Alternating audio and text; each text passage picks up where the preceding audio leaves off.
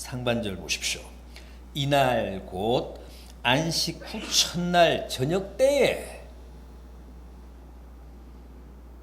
안식 후 첫날 주님이 부활하셨는데 그 당일 저녁 때 있었던 사건입니다.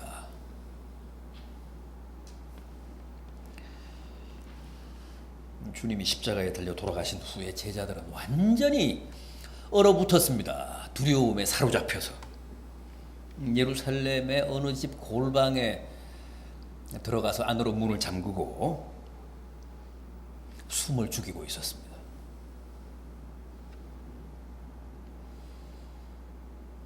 주님의 최후가 너무도 처참했고 충격적이었기 때문에 아직도 예루살렘의 분위기가 살벌했기 때문에 그들은 두려움에서 헤어나지 못하고 있었습니다. 그런데 안식 후 첫날 저녁 때, 그러니까 부활절 당일 저녁에 놀랍게도 그들이 숨어있는 그 다락방에 호련히 주님이 나타나셨습니다. 얼마나 놀랐겠습니까? 문은 잠겨 있는데 주님이 거기 출현하신 겁니다.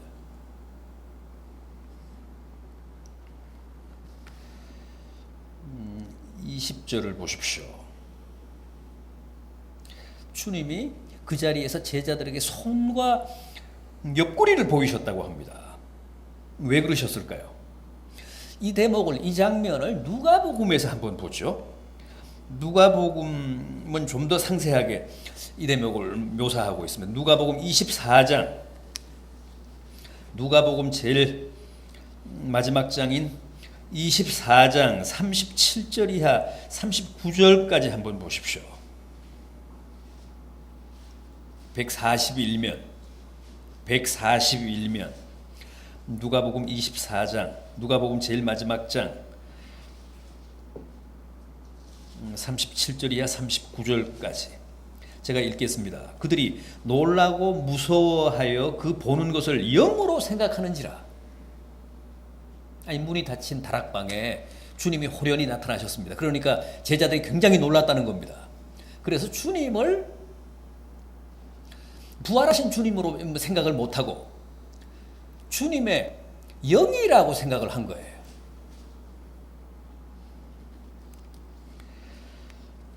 그때 주님이 뭐라고 하셨다고 합니까? 어찌하여 두려워하며 어찌하여 마음에 의심이 일어나느냐. 내 손과 발을 보고 나인 줄 알라. 또 나를 만져보라. 영은 살과 뼈가 없을 때 너희 보는 바와 같이 나는 있느니라.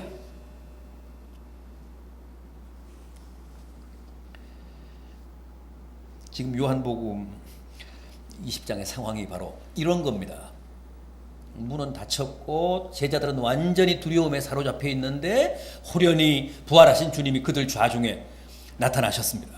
그래서 주님의 영이구나. 그러면서 더 두려워한 거죠. 더 무서워한 겁니다.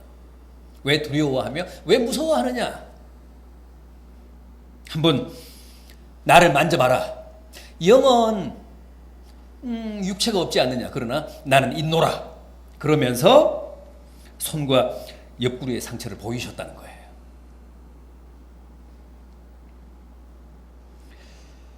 그래서 부활하신 주님인 줄 확인하고 제자들이 안도하며 기뻐했다고 합니다. 그래서 주님이 제자들을 격려하시는 몇 마디 말씀을 하셨는데, 오늘 이 본문은 2000년 전 첫 부활절 때 주님이 제자들에게 주신 말씀인 동시에 2013년 부활절을 맞은 오늘 우리에게도 똑같이 주신 말씀입니다. 여전히 오늘 우리에게도 유효한 말씀입니다. 뭐라고 하셨습니까? 부활하신 주님이 폐쇄된 공간에 숨어있는 제자들 좌중에 나타나셔서 제자들을 뭐라고 격려하셨습니까? 너희에게 평강이 있을지어다. 먼저 평강을 빌어주셨습니다. 19절 하반절을 보면 주님이 먼저 제자들에게 평강을 빌어주셨습니다. 21절도 보십시오. 예수께서 또 이르시되 너희에게 평강이 있을지어다. 두 차례나 이렇게 주님이 평강을 빌어주셨습니다. 그렇습니다. 제자들에게 지금 가장 필요한 것, 가장 절실한 게 뭐겠습니까? 돈이겠습니까? 뭐 먹을 것이겠습니까? 아닙니다. 평강입니다. 극도로 두려움과 불안에 사로잡혀 지금 숨어 지내는 그들에게 가장 절실한 것은 평강이었습니다. 그래서 평강을 빌어주신 건데 주님이 그렇게 평강을 빌어주시자 과연 어떻게 됐습니까? 20절을 보시면 제자들이 주를 보고 기뻐하더라.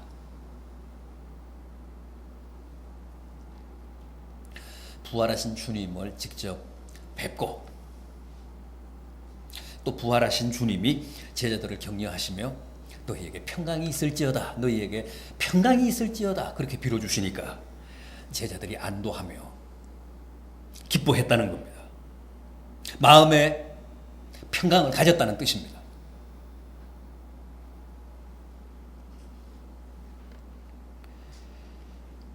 여러분, 우리에게도 지금 가장 필요한 게 뭘까요?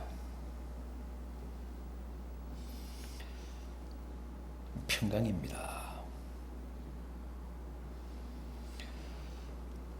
방문을 잠그고 두려워서 떨고 있는 우리에게 부활하신 주님이 지금 찾아오셔서 무엇보다도 먼저 평강을 빌어주시고 계십니다. 너희에게 평강을 끼치노라.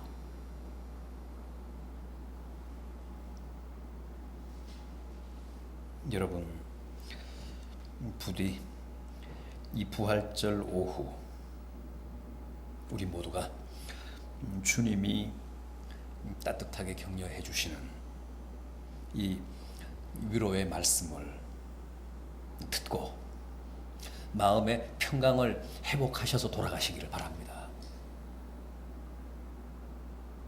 예나 지금이나 우리에게 가장 절실한 것은 역시 평안입니다. 평강입니다.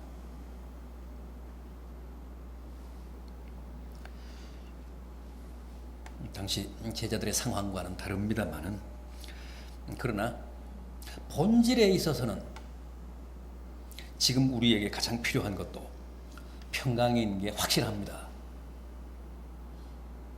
이런저런 일로 늘 불안해하고 두려워하며 살아가고 있는 오늘 우리들에게 이 오후에 부활하신 주님이 찾아오셔서 평강을 빌어주셨습니다. 두 차례나 우리의 평강을 선언해 주셨습니다. 부디 마음에 평강을 되찾으십시오. 두려움을 이기시고 불안을 극복하시고 평안한 마음으로 세상 살아가시게 되기를 바람하지 않습니다. 제자들이 기뻐했다고 하지 않습니까? 다 기쁨을 가지고 돌아가시게 되기를 진심으로 바람하지 않습니다. 또 뭐라고 하셨다고요? 21절을 보십시오. 아버지가 나를 보내신 것처럼 나도 너희를 보낸다. 보내노라. 아버지 하나님이 주님을 이 땅에 파견하셨잖아요. 그것처럼 주님도 우리를 세상으로 내보낸다. 파송한다. 파송하노라. 엄밀히 얘기하면 제자들만 12제자들만 사도는 아닙니다. 아포스톨로스. 사도라는 말이 아포스톨로스라는 말인데 보내심을 받다 그런 뜻입니다. 우리도 다 분명히 주님에 의해 보내심을 받은 사도들입니다. 아포스톨로스입니다. 마치 하나님 아버지가 예수 그리스도를 이 땅에 파송하신 것처럼 부활하신 주님이 오늘 이 오후에 우리를 세상으로 파송하신다고 합니다. 우리의 정체성은 사도입니다. 주님에 의해 보내심을 받은 자들입니다. 미션은요, 무엇 때문에 우리를 세상에 파송하신다고요? 주님의 부활을 증거하라고, 주님의 부활의 증인이 되라고, 주님의 부활을 세상을 향해 외치라고 우리를 세상에 내보내신다는 겁니다. 우리를 당신의 사도로 삼으시겠다는 겁니다.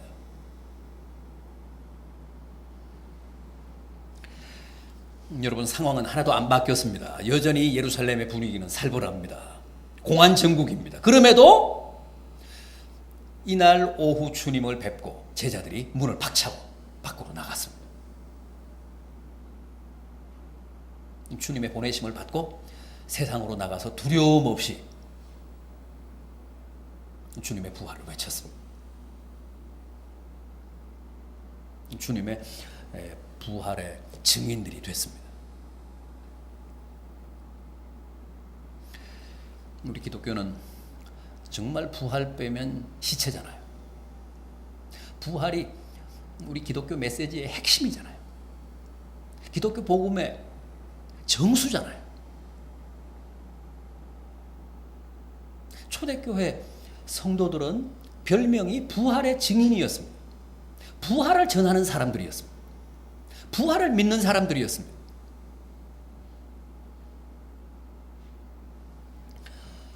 기독교의 모든 소망이 부활에 걸렸잖아요. 우리의 영원한 미래가 부활에 걸렸잖아요.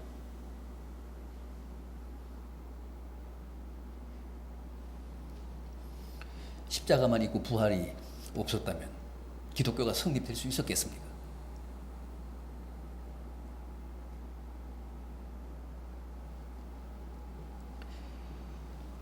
여러분, 우리의 신분 기억하십시오. 우리가 주님으로부터 부름받은 것은 다시 보내심을 받기 위해서였습니다. 우리는 주님에 의해 부름받은 사람들일 뿐만 아니라 주님에 의해 보내심을 받은 자들입니다. 세상을 향해 보내심을 받고 부활을 외치고 증거하는 아포스톨로스, 사도들입니다. 우리의 정체성, 우리의 미션을 잊지 마시기 바랍니다. 절대 우리는 은둔 생활을 하면 안 됩니다. 골방에 숨어서 지내면 안 됩니다. 주님은 그걸 바라시지 않았습니다. 주님은 산상에 초막 셋을 짓는 걸 원치 않으셨습니다. 세상에 나가 살기를 바라셨고 세상을 향해 부활을 증언하며 살기를 진심으로 원하셨습니다. 제자들은 다 이날 부활하신 주님을 직접 뵙고 세상으로 나가서 불덩어리처럼 살았습니다. 죽음의 위협 앞에서도 흔들리지 않고 주님의 부활을 증언하다가 다 순교당했습니다. 우리도 그렇게 살아야 옳다는 겁니다. 그런 선교적인 삶을 살라고 당부하셨습니다.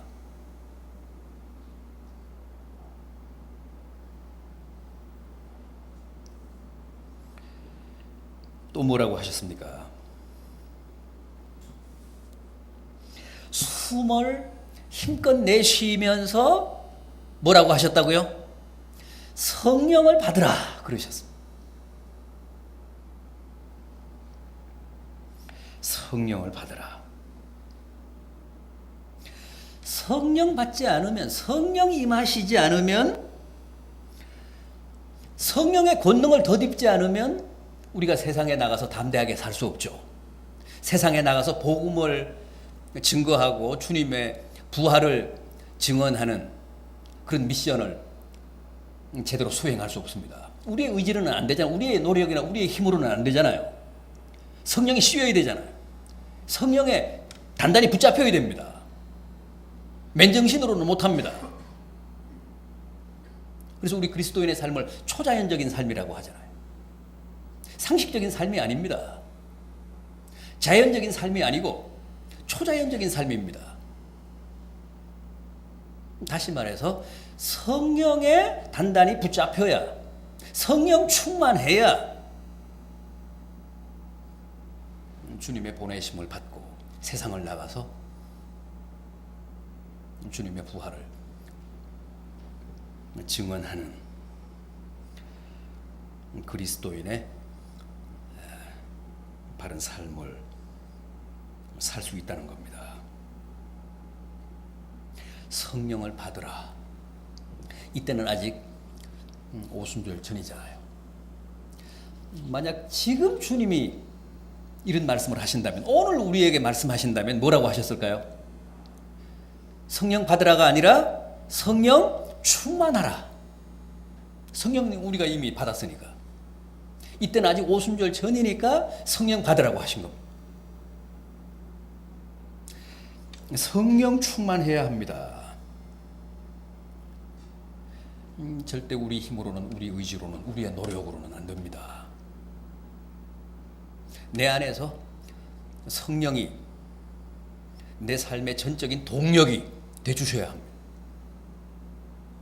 성령이 부단히 나를 충동질하고, 성령이 나를 강제하고, 성령이 나로 하여금 결단하게 하고, 성령이 나로 하여금 두려움과 공포를 이기고 주님의 부활을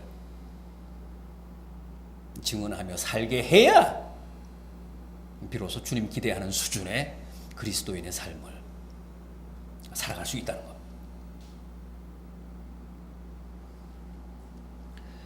성령이 너희에게 임하시면 너희가 권능을 받고 예루살렘과 온 유대와 사마리아와 땅 끝까지 이르러 내 증인이 되리라 그러셨잖아요. 성령 받아야 합니다. 성령 충만해야 합니다. 성령께 전적으로 의지해서 부활의 증인의 삶을 살아가야 합니다.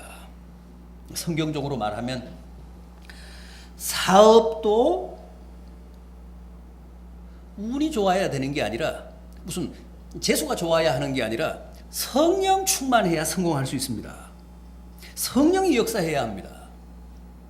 뭐 취업도 마찬가지고, 건강도 마찬가지고, 학업도 마찬가지입니다. 성령이 정답입니다. 성령이 역사하셔야 됩니다. 그래야 어디에서 무엇을 하든 그 삶을 통해, 그 과제를 통해 우리가 주님의 부활을 증언하며 증거하며 살아갈 수 있습니다. 여러분, 주님이 아주 간결하게 외마디로 하신 당부, 성령 받으라! 이 말씀 꼭 기억하시기 바랍니다. 이걸 오늘 말씀하셨다고 하면 성령 충만하라! 복잡하지 않잖아요. 얼마나 간결하고 담백한 말씀입니까? 모든 게 성령에 달렸다는 뜻입니다. 우리의 정체성, 우리의 미션이 다 성령 충만에 의해 결정된다는 말씀입니다. 부디 부활하신 당일 저녁에 제자들이 숨어있는 자리에 호련히 나타나셔서 위로하시고 격려하시고 당부하신 말씀 그대로 오늘 우리에게 주신 말씀으로 아멘하며 받으시고 이 말씀대로 순종하며 결단하며 사셔서 이 시대에 가장 바람직하고 훌륭한 주님 부활의 참된 증인들로 살아가게 되시기를 진심으로 기원합니다. 기도하겠습니다.